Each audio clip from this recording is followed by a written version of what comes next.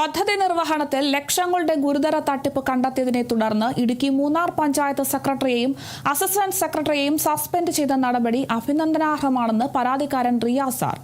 Secretary Udayakumar GP, assistant secretary Manish Dev എന്നിവരെയാണ് കഴിഞ്ഞ ദിവസം തദ്ദേശ സ്വയംഭരണ വകുപ്പ് പ്രിൻസിപ്പൽ ഡയറക്ടർ സസ്പെൻഡ് ചെയ്തത്.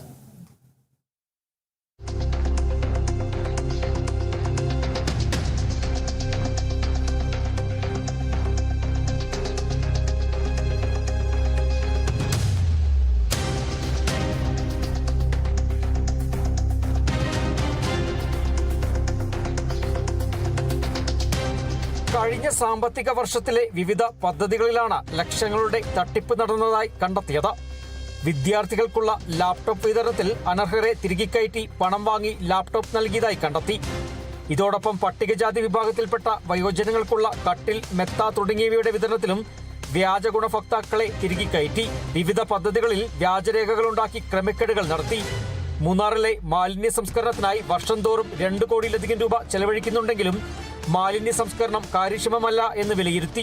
ഇതോടൊപ്പം ശ്മശാനം അറ്റകുറ്റപ്പണി, ദേശീയ ഗ്രാമീണ തൊഴിലുറപ്പ് പദ്ധതി തുടങ്ങി വിവിധ പദ്ധതികളിൽ ക്രമക്കേടുകൾ നടന്നതായാണ് കണ്ടെത്തൽ.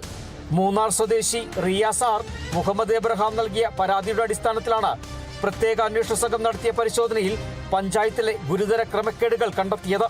ഈ ഫണ്ട് എങ്ങനെയാണ് തിരിമറി നടത്തിയതിനുള്ള ഒരു ചെറിയ തെളിവാണ് നമുക്ക് കിട്ടിയത്. ഇതിന് വെച്ചാണ് അപേക്ഷ കൊടുത്തത്. ഈ അപേക്ഷയിന്മേൽ ഡിപ്പാർട്ട്മെന്റ് വകുപ്പ് തല നടപടികൾ സ്വീകരിച്ചു. ആ നടപടി പിന്നെ ഇവരെ സസ്പെൻഡ് ചെയ്തതോടൊപ്പം തന്നെ ഇവരുടെ സാമ്പത്തിക സ്രോതസ്സ് എങ്ങനെയാണ് ചെയ്തിട്ടുള്ളതെന്ന് കൂടി കണ്ടെത്തി അത് ഗവൺമെന്റിലേക്ക് തിരിച്ച് അടയ്ക്കുവാനുള്ള നടപടിയും കൂടി ഞാൻ ആലോചിക്കേണ്ടത്. ഒരു മാതൃകാപരമായി ശിക്ഷ നടപ്പിലാക്കിയാലാണ് ഇതുപോലുള്ള ഇനി കുറ്റങ്ങൾ നടക്കാതിരിക്കും. അതിനുള്ള അപേക്ഷയും കൂടിയാണ് ഈ ഗവൺമെന്റിലോട്ട് വയ്ക്കാൻ നമ്മൾ ആഗ്രഹിക്കുന്നത്.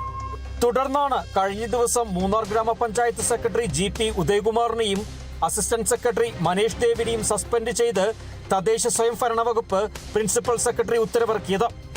Kerala vision news, Idukki.